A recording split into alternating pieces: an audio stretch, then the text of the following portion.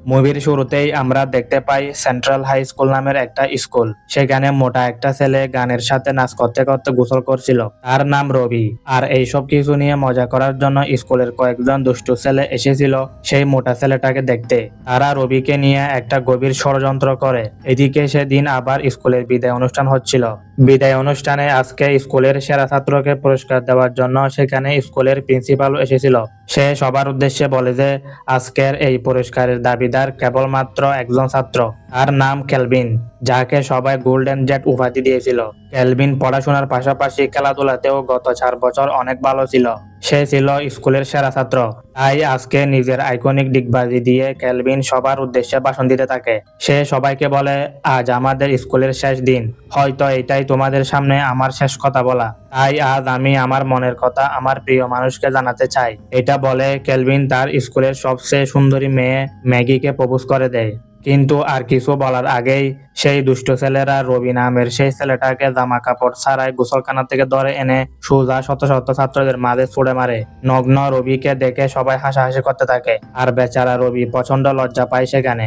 যা দেখে কেউ এগিয়ে না এলেও সেদিন কেলভিন নিজের জ্যাকেট খুলে রবিকে দিয়ে দেয়। সে মনের দুঃখ আর অপমানিত হয়ে সেখান থেকে চলে যায়।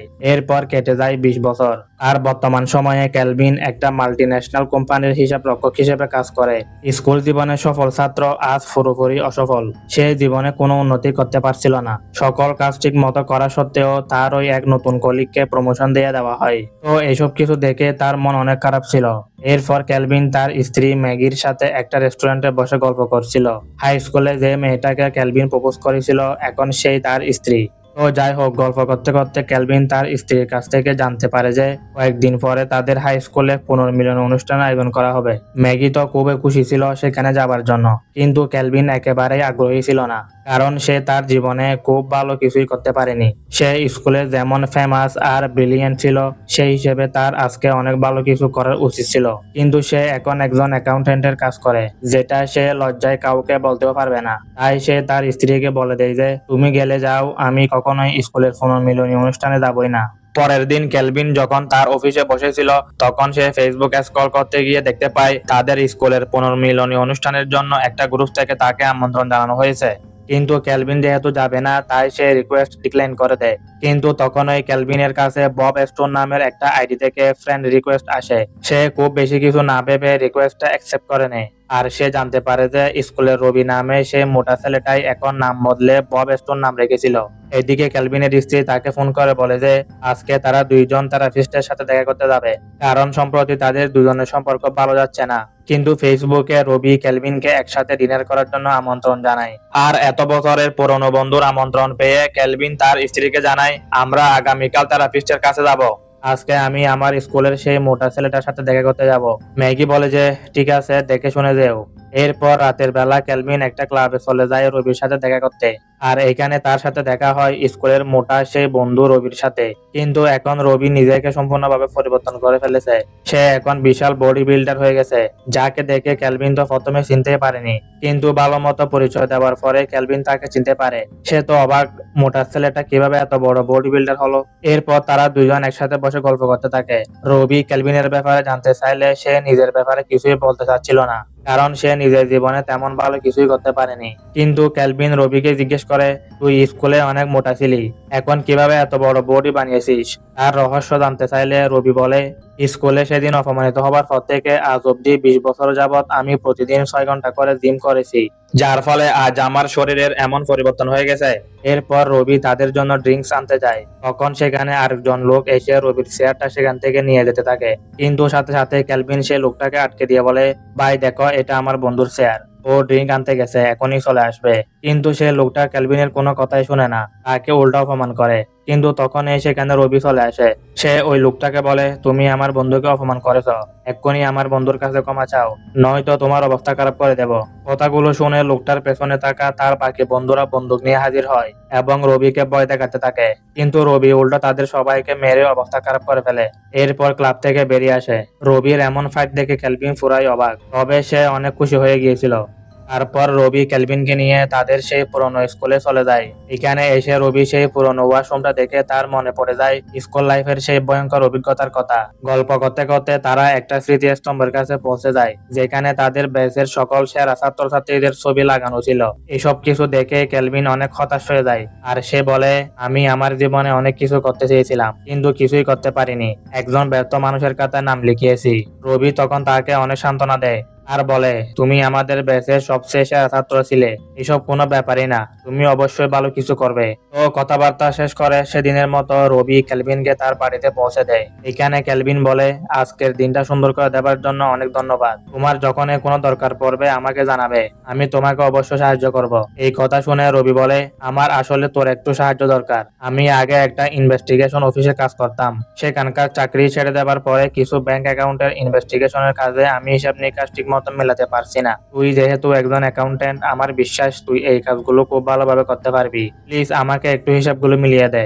বন্ধুর অনুরোধে কেলভিন সেই অ্যাকাউন্টের অ্যাক্সেস নিয়ে সবকিছু পর্যবেক্ষণ করতে থাকে, আর সে অ্যাকাউন্টটা দেখে বুঝতে পারে যে এটা আসলে একটা নিলামের অ্যাকাউন্ট, যেখানে কোনো গুরুত্বপূর্ণ জিনিস কেনার জন্য চায়না, ইরান, রাশিয়া থেকে লাখ লাখ ডলারের বেট লাগানো হয়েছে।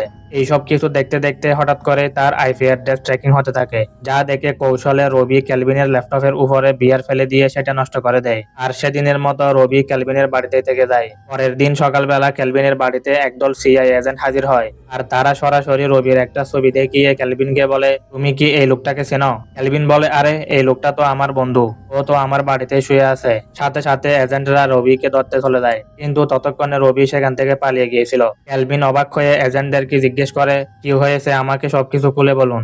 তখন এই এজেন্ট হ্যারি কেলভিনকে বলে, আপনার বন্ধু রবি একজন প্রাক্তন সিআই এজেন্ট ছিল, যে কিনা দেশের সাথে বিশ্বাসঘাতকতা করে দেশের গুরুত্বপূর্ণ কিছু তথ্য বিদেশিদের কাছে বিক্রি করে দিতে চাচ্ছে। যদি সে সফল হয়ে যায় তাহলে বৈশ্বিক রাজনীতিতে সমস্যা সৃষ্টি হবে। শুধু তাই নয়, এর কারণে তৃতীয় বিশ্বযুদ্ধ পর্যন্ত শুরু হয়ে যেতে পারে। এসব কথা শুনে কেলভিন তো রীতিমতো অবাক। কেলভিনের সাথে ববের সূত্র আছে এটা মনে করে এজেন্ট হ্যারি কেলভিনকে নিয়ে তার অফিসে চলে যায়, এটা জানার জন্য যে কিভাবে ববের সাথে তার যোগাযোগ শুরু হয়েছিল।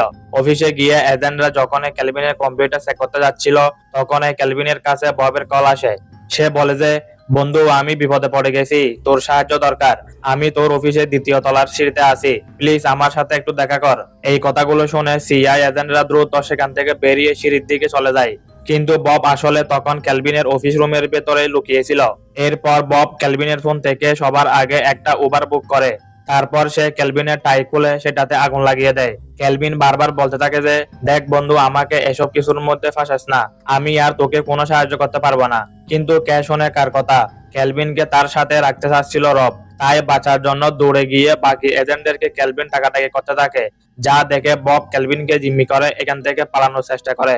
আর এসব করতে গিয়ে সিআই এজেন্টদের সাথে অনেক গোলাগুলি মারামারি শুরু হয়ে যায়। কেলভিন যতই এসব কিছু থেকে দূরে থাকতে চাচ্ছিল, সে ততই বিপদের মাঝে ফেসে যাচ্ছিল। আর এখন সিআই এজেন্টরাও ভেবে নিয়েছিল যে কেলভিন হয়তো রবির দলেরও একজন লোক। তারা যখন রবিকে চারদিক থেকে ঘিরে ফেলেছিল, তখন কেলভিনের টাইয়ে আগুন লাগানোর কারণে অফিসের ভেতরে পানির স্প্রে শুরু হয়ে যায়। এই সুযোগে রবি কেলভিনকে নিয়ে বিল্ডিং থেকে লাফ দেয়। সৌভাগ্যবশত নিচে একটা বিশাল বেলুনের মূর্তি থাকার কারণে তারা প্রাণে বেঁচে যায়। কেলভিন তো ভয়ে এখান থেকে পালাতে চাচ্ছিল, কিন্তু রবি সেখানে বুক করা উবার ড্রাইভার কাছ থেকে গাড়িটা ছিনিয়ে নেয়। আর এদিকে এজেন্টরাও গোলাগুলি শুরু করে দেয়। তাই বাধ্য হয়ে কেলভিন রবির সাথে পালিয়ে যায়। কেলভিন আবারও জানতে চায় যে এইসব হচ্ছেটা কি। রবি বলে, আমাদের একজন শত্রু, যার কোড নেম হলো ব্ল্যাক বেজার, সে আমেরিকার সকল স্পাই স্যাটেলাইটের কোডগুলো চুরি করে ফেলেছিল। এখন সে কোডগুলো নিলামের মাধ্যমে আমাদের শত্রু দেশের কাছে বিক্রি করতে চায়। যদি এমনটা হয়ে যায় তাহলে আমাদের স্যাটেলাইটের নিয়ন্ত্রণ চলে যাবে শত্রুদের দেশের হাতে। এতে করে যে কোনো সময় আমাদের উপরে ভয়ঙ্কর সন্ত্রাসী বা সাইবার হামলা হতে পারে। আমি কাজে নেমেছি ব্ল্যাক বেজার আর সেই লোকটাকে ধরতে, যার কাছে ব্ল্যাক বেজার এই কোডগুলো বিক্রি করবে। তাই ওর মাধ্যমে আমি সেই নিলামে অংশ নেওয়া লোকেদের ব্যাংক অ্যাকাউন্টের নাম্বার পেয়ে গেছি। তাই কেউ যদি ব্ল্যাক বেজারের কাছ থেকে সেই কোডগুলো কিনেও নেয়, তবুও আমি ব্যাংক অ্যাকাউন্টে তথ্য বিশ্লেষণ করে ওই লোককে ধরে ফেলতে পারবো। এইসব কথা বলে তারা ব্রেক নেবার জন্য একটা গোডাউনে চলে আসে। সেখানে কেলভিন জানতে চায়, সবই বুঝলাম, কিন্তু তুই যদি ভালো কাজে করে থাকিস তাহলে সিআই এজেন্টরা তোকে ধরতে পিছনে পড়েছে কেন? রবি বলে, দেখ, আমি আর আমার পার্টনার ফিল একবার ব্ল্যাক বেজারকে ধরতে তার প্রাসাদে গিয়েছিলাম, কিন্তু সেখানে ব্ল্যাক বেজার আগে থেকে আমাদের জন্য ফাঁদ পেতে রেখেছিল। তাই একটা বোমা বিস্ফোরণে আমার বন্ধু ফিল সেখানে মারা যায়। আর এখন এজেন্ট হ্যারি মনে করে যে আমি নিজেই ফিলকে হত্যা করেছি আর ব্ল্যাক বেদারের কাছ থেকে ওই কোডগুলো চুরি করে আমার কাছে রেখেছি। এই জন্যই এজেন্ট হ্যারি আমাকে বিশ্বাসঘাতক মনে করে ধরার চেষ্টা করে। সো গাইস, আজ এই পর্যন্ত। কপিরাইট ইস্যুর কারণে মুভিটিকে 2 ভিডিওতে ভাগ করতে হলো। মুভির বাকি অংশ পার্ট 2 ভিডিওতে আসবে।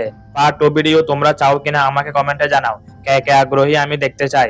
আর হ্যাঁ, পার্ট 2 এর জন্য চ্যানেলটি সাবস্ক্রাইব করো আর বেল বাটনটি অন করে রাখো। এই চ্যানেলটি একেবারে নতুন, তাই তোমাদের কাছে অনুরোধ রইল সাবস্ক্রাইব করে পাশে থাকার জন্য। ততক্ষণে ভালো থেকো, সুস্থ থেকো।